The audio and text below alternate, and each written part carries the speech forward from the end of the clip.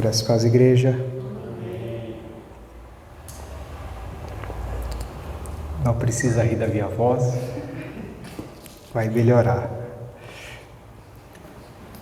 Tá saindo agora, pelo menos, né? Amém, amados. Vamos retomar o nosso estudo lá no livro de 1 Samuel, capítulo 22.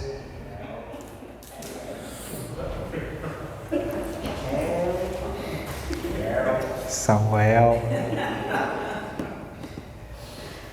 Quem sabe não melhora, né?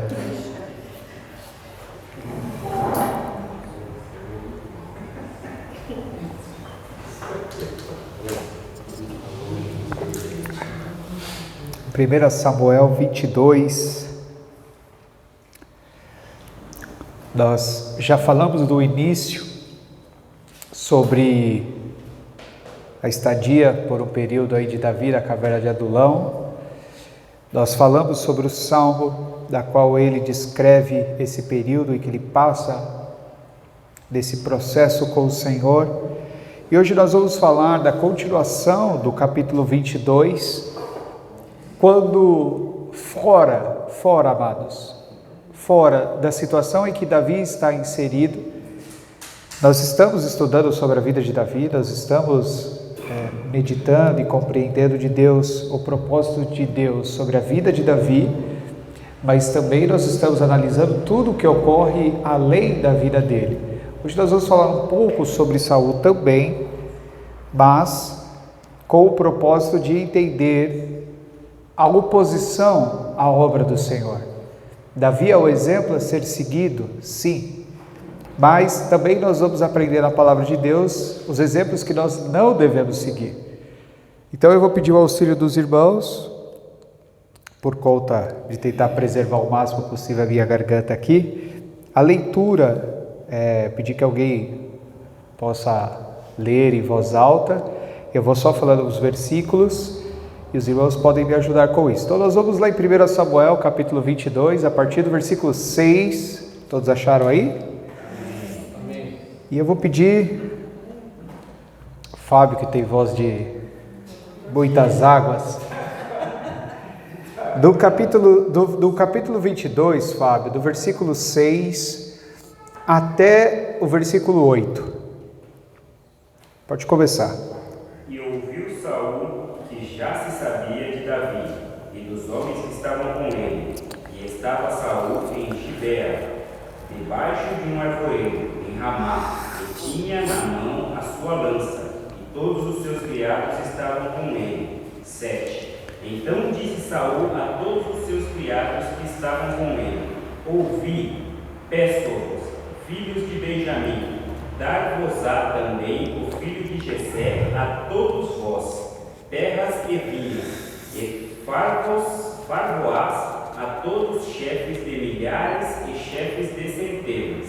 8. Para que todos vos tenhais conspirado contra mim, e ninguém que há me dê aviso de meu filho tem feito aliança com o filho de Jessé. E nenhum que entre vós há que se doa de mim, e mo participe, pois o meu filho tem contra mim sublevado o meu servo, para que armar ciladas como se vê neste dia. Sim, olha que interessante. Saul fica sabendo o que está acontecendo com Davi.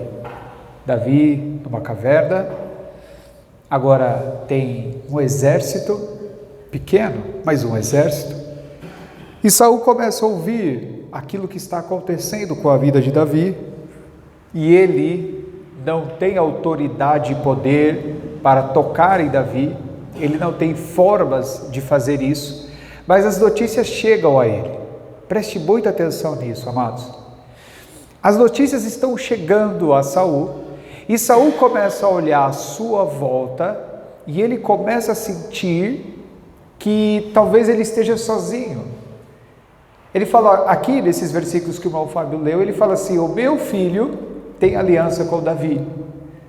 E vocês que estão à minha volta, meu exército, meus aliados, vocês também estão do lado de Davi? Estaria todo mundo contra mim? É isso que Saul está pensando, é isso que Saul está dizendo nesses versículos, porque Saul está manifestando uma preocupação de que ele esteja perdendo poder e autoridade entre o povo. O problema da imensa maioria daqueles que exercem mal seus ministérios, não importa o tamanho da igreja, da posição, da importância, é que as pessoas pensam que o reino de Deus é o envolvimento de força política. Entenda uma coisa, amados, vamos pegar o exemplo de um grande sábio judeu que um dia, sendo questionado sobre o crescimento de uma seita que fala acerca de um Jesus recém-crucificado até então, estão preocupados com essa seita. E esse sábio, Gamaliel, fala assim: entenda uma coisa, a quem nós servimos? Nós servimos a um Deus que tem o controle de todas as coisas. Então, se esta seita está crescendo e faz parte do propósito de Deus por alguma razão, por algum motivo, ela vai permanecer. Mas se ela não provém de Deus, ele mesmo acaba. Entenda, amados, é tão simples isso, mas é tão difícil das pessoas entenderem e digerir, que o exemplo de Davi mostra que não há nada, nós não precisamos fazer nada para que o propósito de Deus se cumpra nas nossas vidas. Isso vai acontecer naturalmente.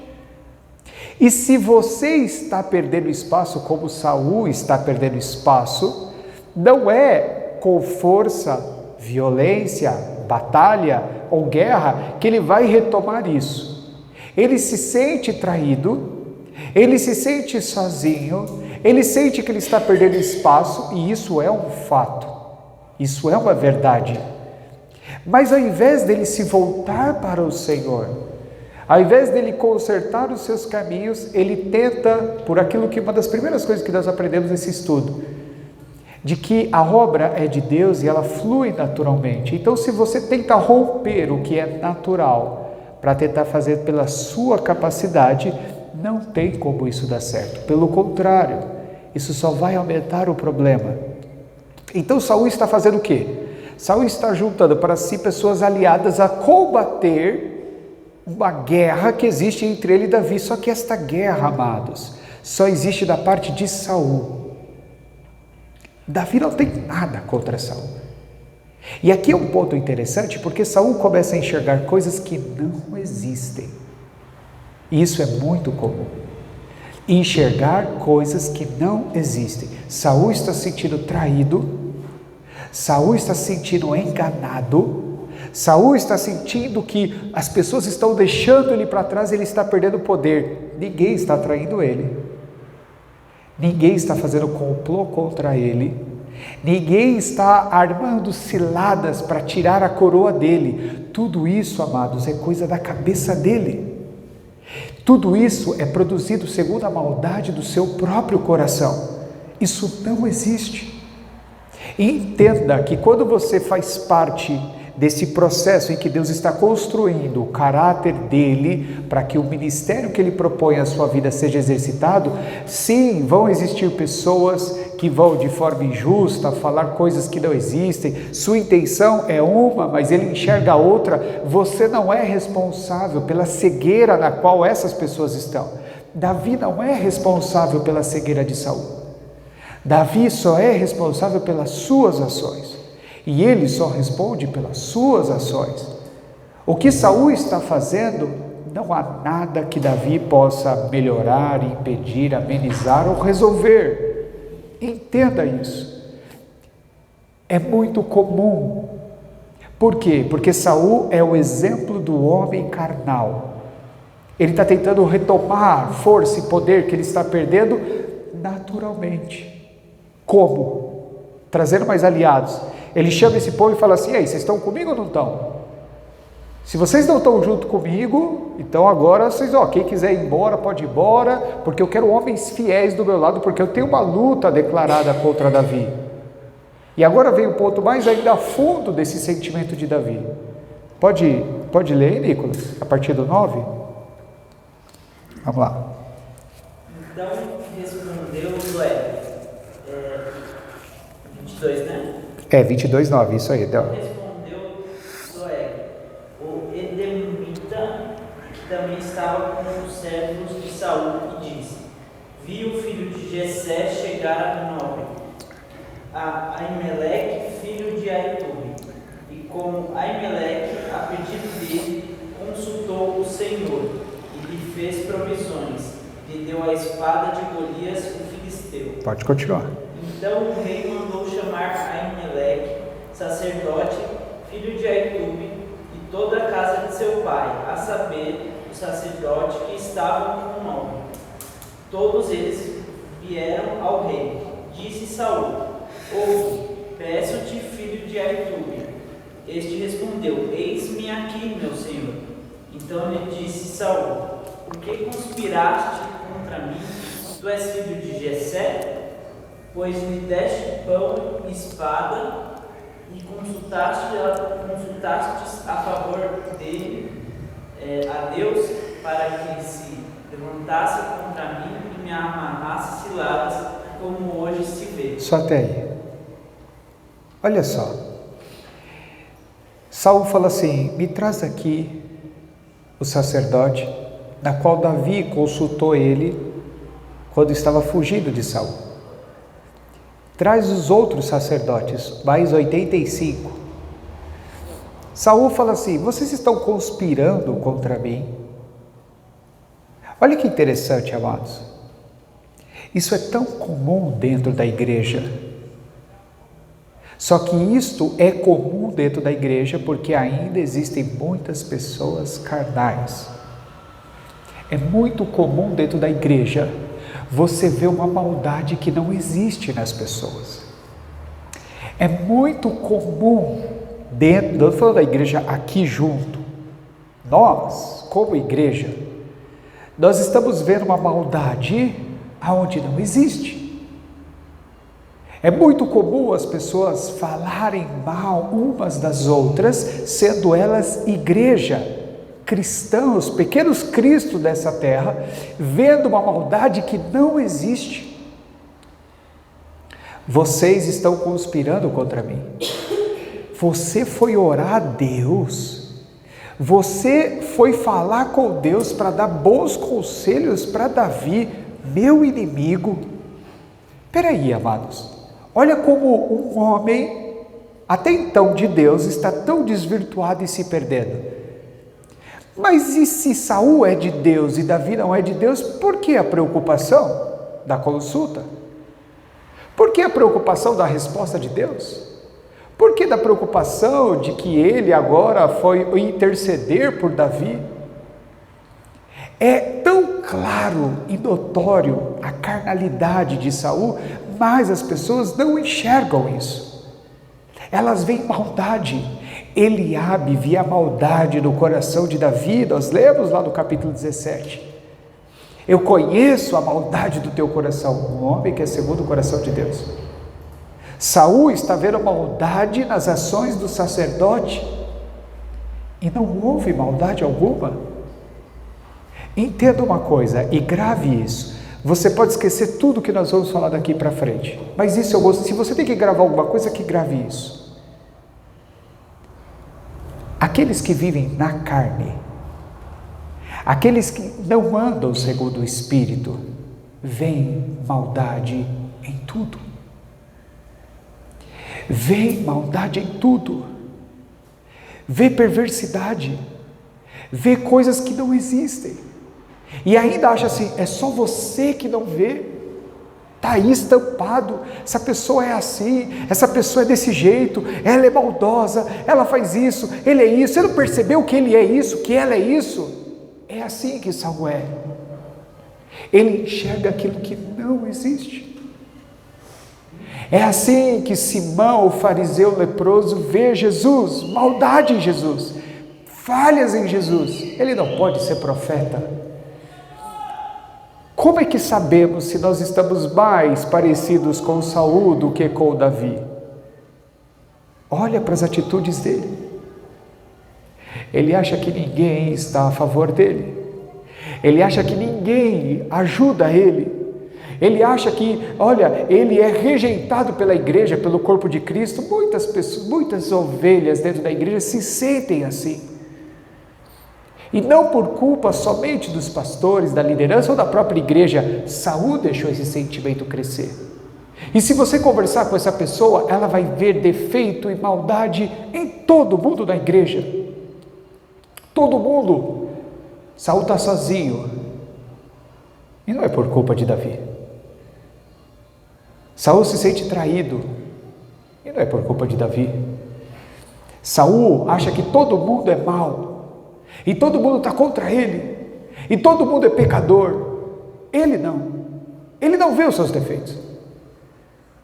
Isso é um indício, amados, de que o homem está mais inclinado à carne do que no espírito. Olha o que o sacerdote fala para Saul.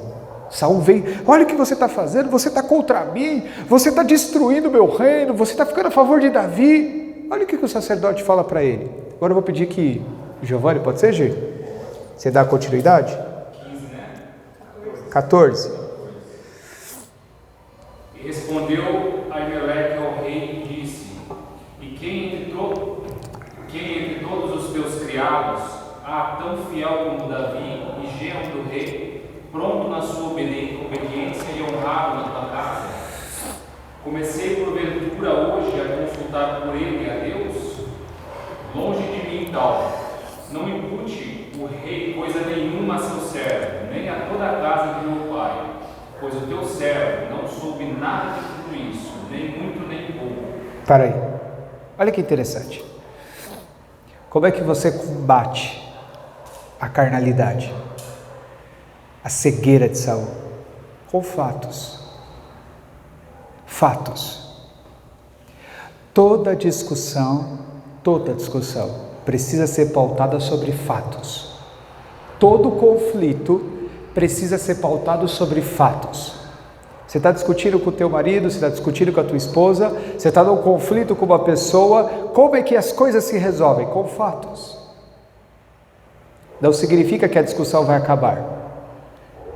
Não significa que essa pessoa vai entender. Mas é a única maneira de você combater conflitos é com fatos. Jesus, João Batista mandou a gente aqui perguntar se tu és o Messias.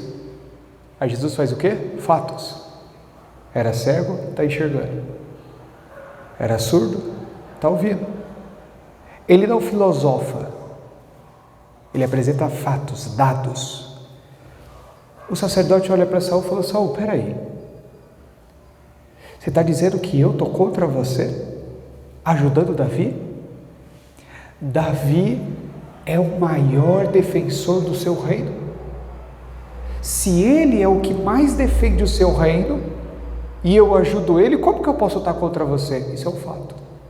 Desconstrói todo o argumento. Isso mostra como Saul é carnal. Segunda coisa, ele fala dois fatos. Primeiro, eu ajudei Davi. Claro que eu ajudei. O homem mais fiel ao rei que existe, eu ajudei. Onde está errado nisso? Agora o segundo fato, ele diz o quê? Saul, vamos lá. Eu não nasci ontem. Eu já estou servindo a Deus há um tempo, eu já falo com Deus, eu tenho a minha vida com Deus, e você acha que Davi conseguiria me enganar? Eu consultando a Deus, ele ia conseguir me enganar? Eu tenho uma vida com Deus. Eu tenho um caminhar com Deus. E se Deus me deu uma resposta positiva para Davi, isso não deve ser de interesse de ninguém. Se Deus falou comigo, é porque eu ainda tenho um canal livre com ele. E se Deus está a favor de Davi, o que tem de errado? Isso é fato. Ah, essa pessoa não merece. Eu uso esse termo porque isso é bíblico e eu quero dar esse exemplo aos irmãos. Nicolas serve a Deus, está aqui com a gente, mas eu acompanho a vida do Nicolas, e o Nicolas tem tropeçado, o Nicolas tem feito algumas coisas erradas, o Nicolas ele tem cometido pecados da qual ele não conseguiu ainda se libertar. O que nós devemos fazer? Cara, a hora que você resolver isso aí, você vem congregar com a gente. O princípio cristão é, enquanto ele estiver lutando, enquanto ele tem interesse de ser transformado, eu tenho que continuar ajudando ele. Isso é um fato. Mas como é que você sabe que ele não desistiu? Porque ele continua se arrependendo, porque ele continua chorando, porque ele continua tentando, porque ele não ficou no chão, ele se levanta. Ah, mas dali 2 dias ele caiu de novo, mas ele se levantou também. Então os fatos mostram que ele quer. Aonde estão os outros 9 leprosos? É um fato. Não é uma filosofia. Se eles não voltaram, é porque eles não entendem que Jesus é o único merecedor de ser honrado. Isso é um fato. Não é conversa, não é opinião, não é maneira de enxergar. O sacerdote combate a tese de Saul, dizendo: Saul, peraí, eu ajudei o teu braço direito. Ou seja, eu ajudei você. Eu lá vou saber que vocês estão em guerra. E por que você estaria em guerra contra Davi se Davi é o maior apoiador? Ele é teu genro, ele é teu braço direito. Se ainda você é rei por causa dele, qual o motivo de você estar contra Davi? Percebe que não existe um argumento que fortalece o sentimento de Saul contra Davi, a não ser guiado pela carne. Não tem motivos. Não tem razão, não tem argumento. Então toda vez que você se deparar com uma situação assim, e eu, Diogo, posso ser Saul na sua vida, não tem problema, mas entenda o exemplo. Davi não está preocupado com isso. Davi não está preocupado se Saul está entendendo. Davi não está preocupado se as pessoas estão entendendo. Davi está fazendo a parte dele. O que Saul vê, o que ele enxerga e o que ele decide ser é um problema de Saul. E Saul mesmo diante da razão. Por isso que eu falo, o conflito você combate com fatos. Você não me ama. Então tá bom. Tá aqui, ó. Fiz isso aqui ontem. Fiz isso aqui anteontem. Fiz isso aqui semana passada. Fiz isso aqui mês passado, fiz isso aqui 3 semanas atrás, fiz isso aqui 2 meses atrás, fatos. Ah, mas você está jogando na cara, percebe? Nunca vai se resolver. Fala, não, você me fez uma pergunta e eu estou te provando. Saul vai ver maldade em tudo. Depois de desconstruir, aqui se fosse no nosso tempo, o sacerdote com certeza deu uma lacrada aqui, né? Ele acabou com Saul, tá lá agora no YouTube, lá o sacerdote humilha Saul com resposta e tal. Aí sabe o que Saul faz? Olha a continuação do texto, Fábio 16. A invertida, né? Vai lá, Fábio.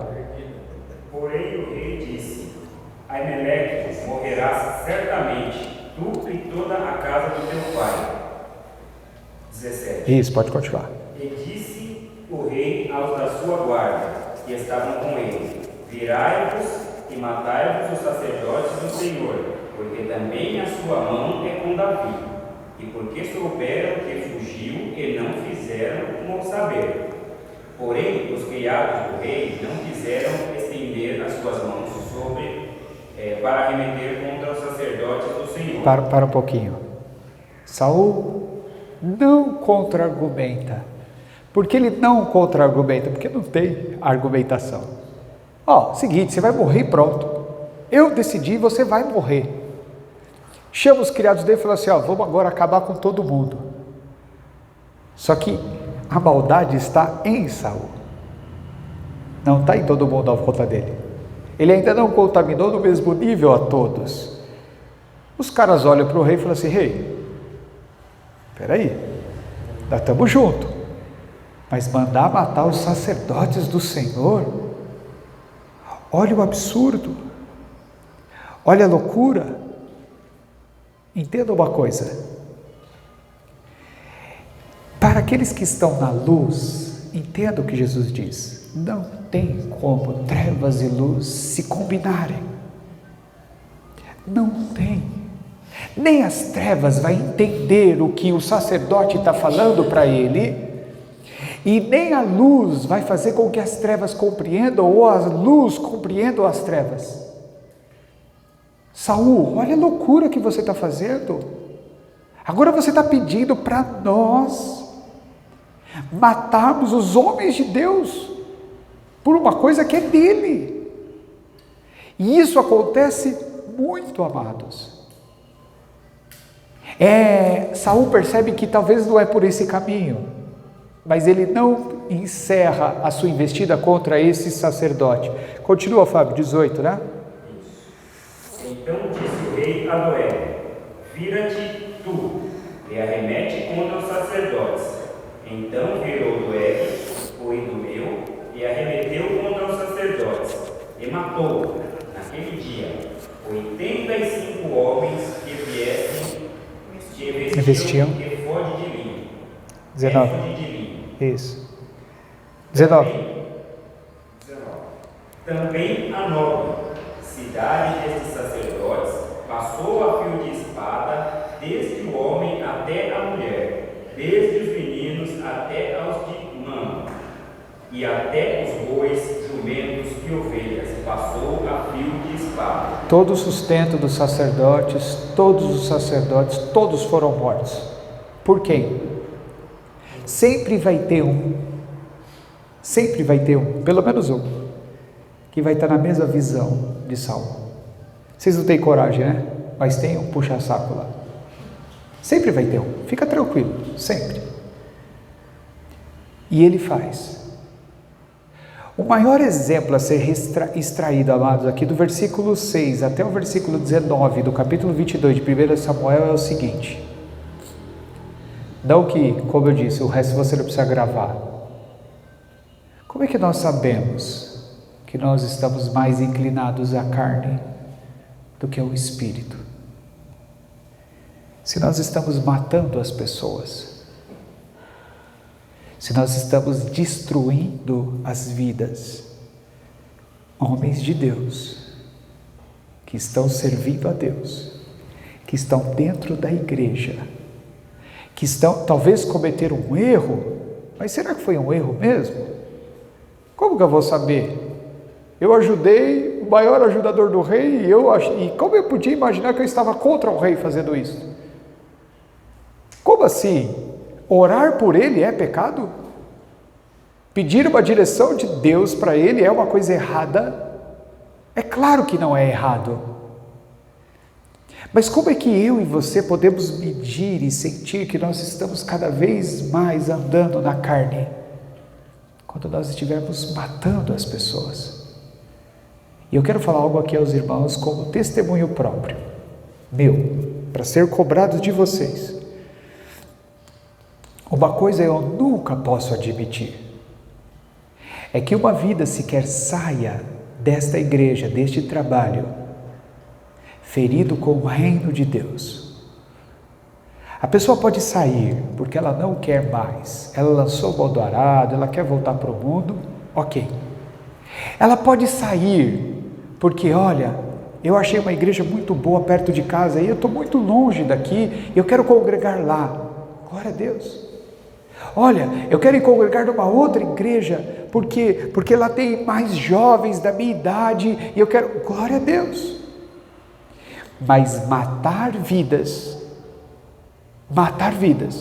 é algo que nunca a igreja pode fazer e condizer com isso. Matar vidas é fazer o que Saul está fazendo. Saul sem razão, Saul sem fatos, Saul carnalmente está matando sem nenhuma razão homens de Deus.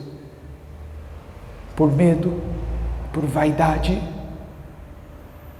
porque tem medo de perder o poder político, e ele faz de tudo para chegar onde? Amados, isso eu acompanhei, eu vi de perto na minha vida. As pessoas lutando para serem notadas por outros homens, mas não por Deus. Eu fiz parte de um ministério que tinha grandes eventos, como aniversários de igreja, e sabe qual era o ápice? Você ganhar o ano, é se você fosse chamado para ler o salmo do aniversário da sede. Olha que honra! Mas e aí, o que tem a ver? Eu lá ler um salmo porque é aniversário da sede, da igreja, do ministério. Porque tá vendo Deus? Amados, é isso, é por nada. As pessoas estão, e Saul está lutando para isso, por um poder político. Ele não está preocupado com os sacerdotes, ele não está preocupado com a saúde do reino. Amados, Israel está abandonado, porque Saul está sedento por poder que ele já tem, e se ele está perdendo esse poder, é porque ele deixou de andar no Espírito. Como é que sabemos se estamos mais parecidos com Saul do que com Davi? Nós estamos edificando as vidas, ou nós estamos matando elas? Você é um exemplo a ser seguido? Você é algo a qual as pessoas se inspiram? Olha, ainda é possível. Se o Nicolas conseguiu, se o Fábio conseguiu, por que eu não posso conseguir? O Senhor pode me dar forças para isso. Entenda, Saul está na contramão disto.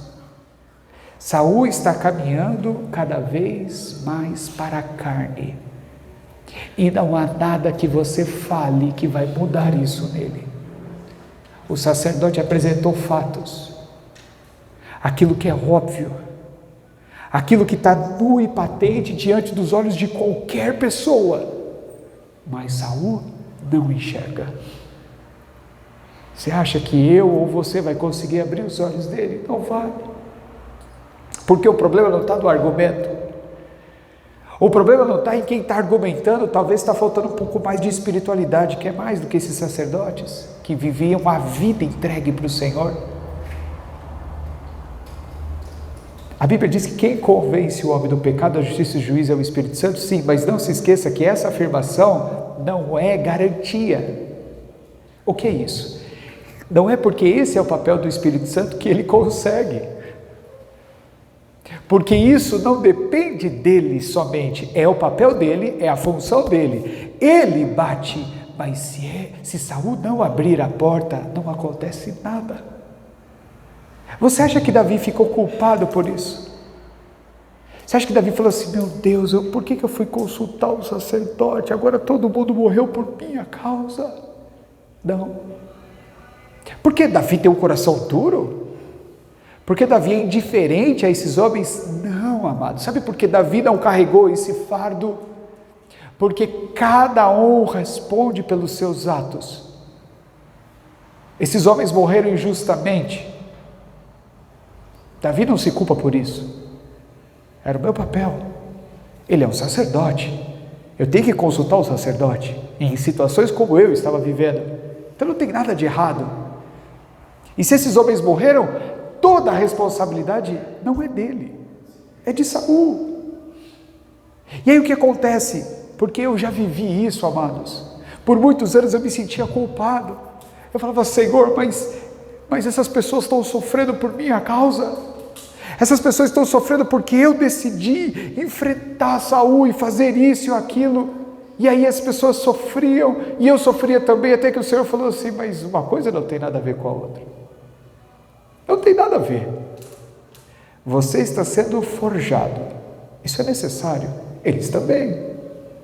Cada um tem o seu propósito diante da vontade do Senhor. Então Davi não se sente culpado por isso. 85 homens morreram por causa dos ciúmes de Saul com ele. Mas de quem é a culpa? Pense, não é de Davi. Não é do sacerdote. É da maldade que está inserida no coração de Saul. Não tem nada a ver conosco. Isso é problema deles. E aí olha o que acontece. Eu vou ler, versículo 20. Porém escapou um filho, de Aimeleque, filho de Aitube, cujo nome era Abiatar, o qual fugiu atrás de Davi. 21. E Abiatar anunciou a Davi que Saul tinha matado os sacerdotes do Senhor. Aí você vai ver que Davi não vai entrar em desespero, rasgar os seus vestidos, chorar. Não, olha o que ele faz. 22.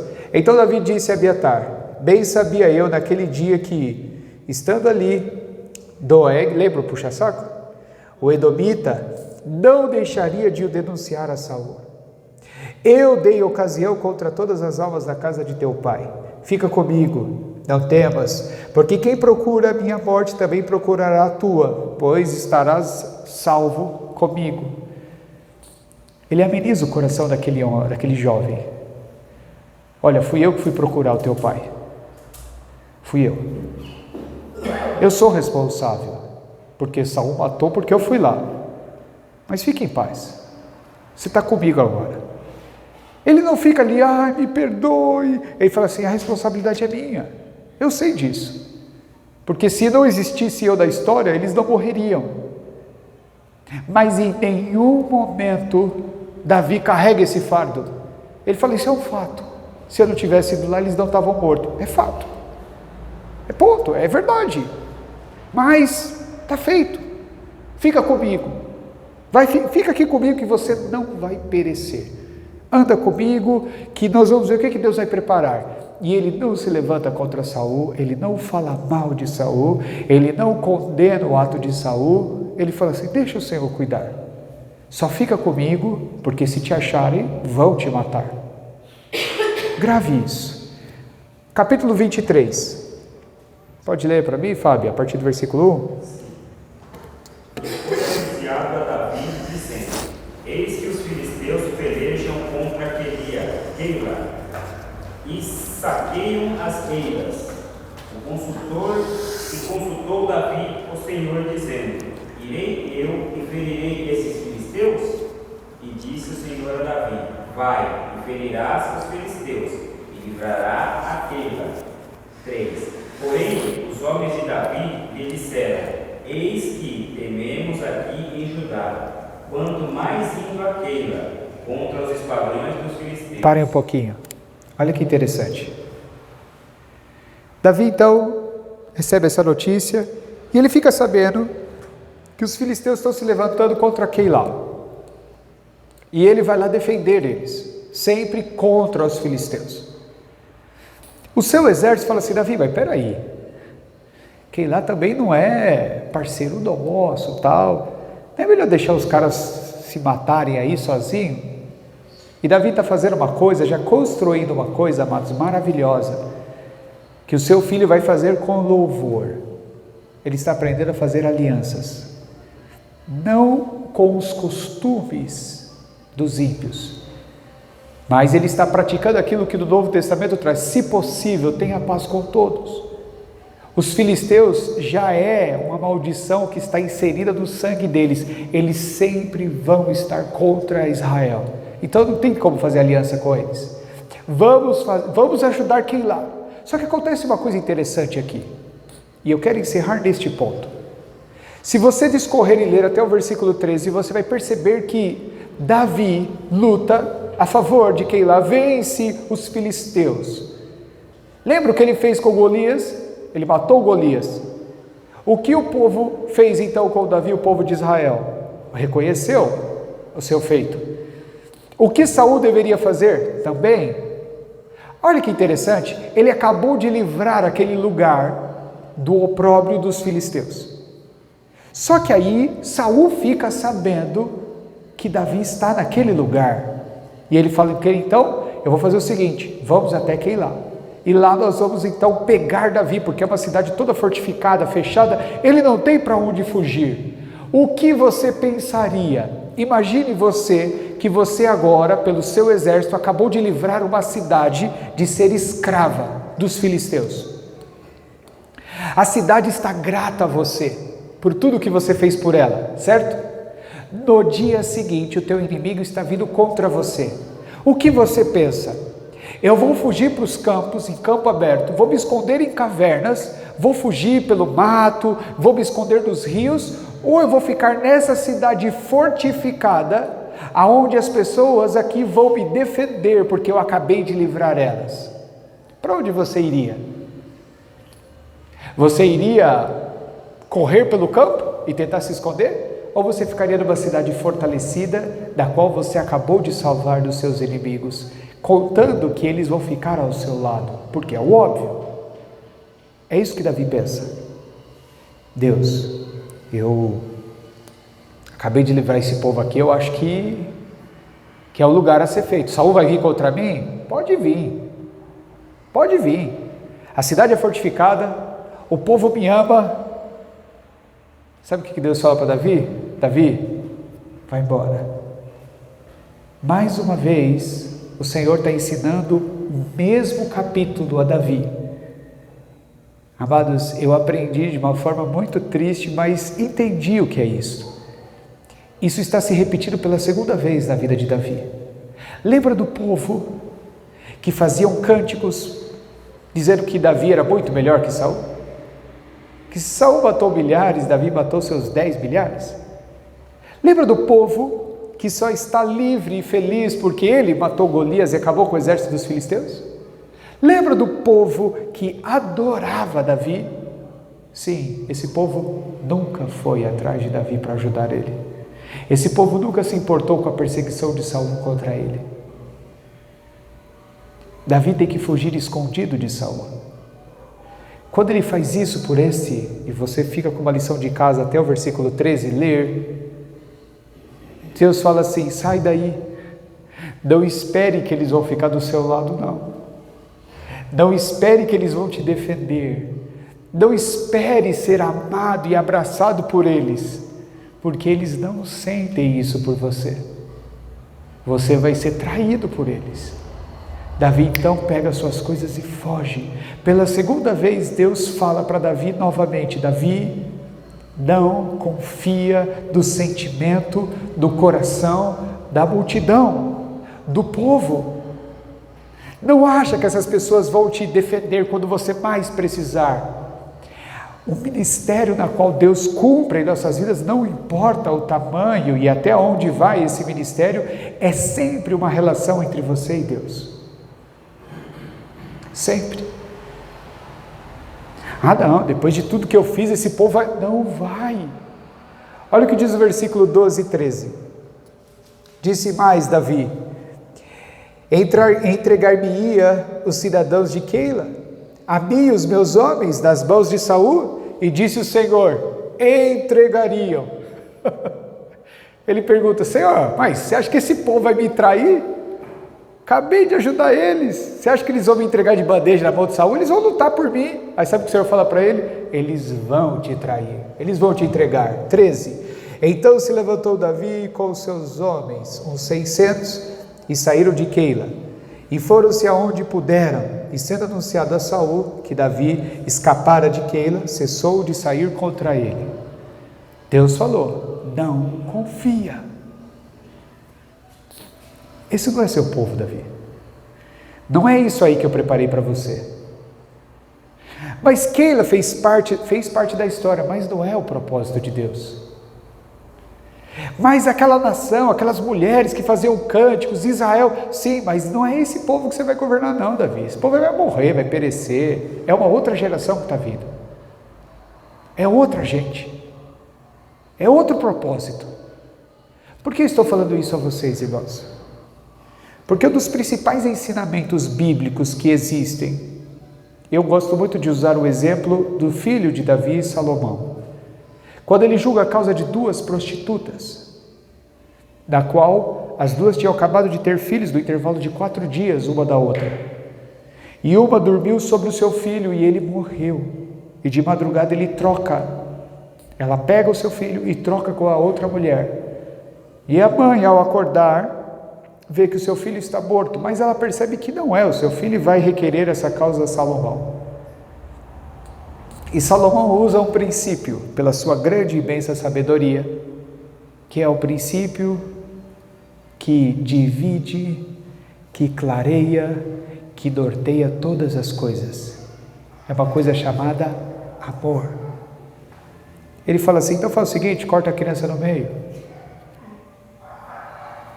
A mãe que não era verdadeira fala assim, ótimas palavras, nem meu nem seu, está resolvido.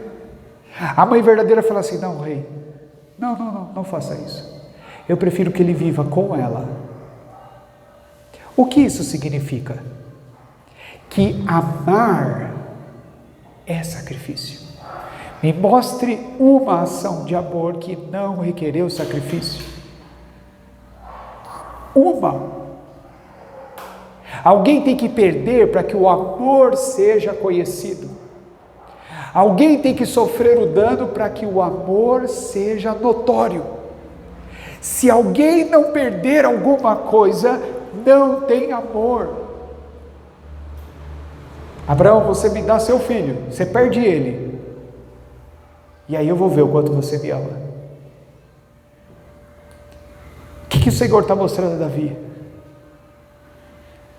Davi é com sacrifício, é com dor, é com decepções, é com frustrações, mas eles vão me entregar? Vão te entregar, porque amor não é recíproco, não é porque o povo te aceita, não é porque as pessoas te escutam, não é porque as pessoas estão dando crédito à pregação, não é porque as pessoas estão dando valor ao que você se esforça a fazer por elas, que você faz isso.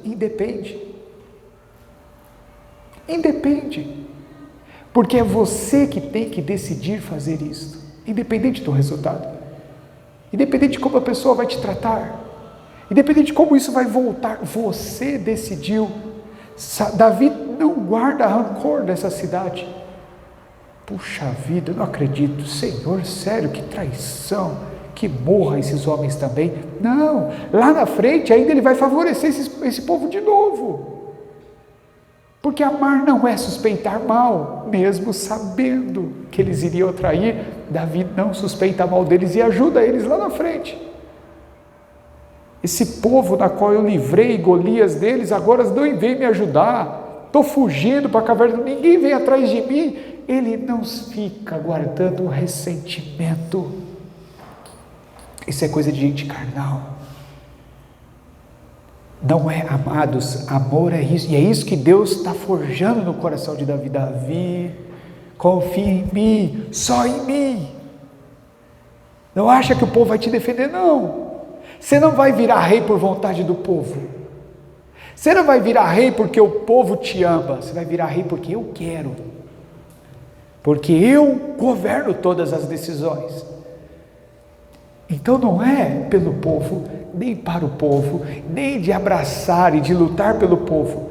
Isso é política, amados. Ter o povo ao seu favor é política. Nós precisamos ter Deus ao nosso favor. Deus ao nosso favor. Como sabemos se estamos mais parecidos com Saul do que Davi? Olha para esse capítulo 22, a partir do versículo 6, amados. A maldade que só Saul vê, que os fatos contrariam os seus argumentos, destruindo e matando homens de Deus, para chegar aonde? Em lugar algum. Em lugar algum. É isso que muitos que estão dentro da igreja estão se tornando carnais e não estão percebendo. E por mais que você fale, por mais que o teu argumento seja perfeito, por mais que as suas sejam, não adianta, amados. A dureza no coração dessas pessoas não vai ser o meu argumento, o teu argumento, nem o bater do Senhor na porta que vai mudar. É só se Ele quiser abrir. Não há o que fazer. Saul já está, por isso que Deus fala, já rejeitei. Só que para nós é um conflito muito grande, porque quando Deus fala assim, não tem mais jeito, a gente não aceita. Como assim não tem mais jeito, Deus? Tudo pode, eu posso tudo, mas existe um princípio.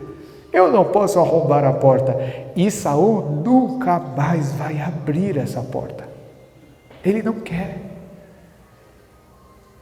Ele vê maldade onde não existe.